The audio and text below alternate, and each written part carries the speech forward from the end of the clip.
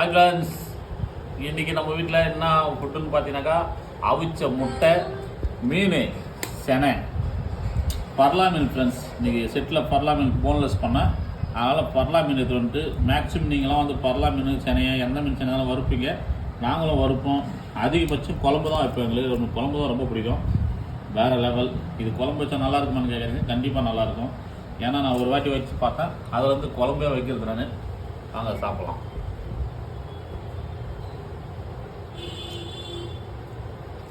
சூப்பராக இருக்கும். வறுத்த ஆயிலுக்கு வரும். இந்த மாதிரி நம்ம அவிச்சு சாப்பிட்டா குளுப்பே சேராது. வேறு லெவல். ரொம்ப ரொம்ப சூப்பராக இருக்கும். நீங்கள் செனை வாங்கி இந்தமாரி குழம்பு வச்சு சாப்பிட்டு பாருங்க. ரொம்ப அருமையாக இருக்கும், சுவையாக இருக்கும்.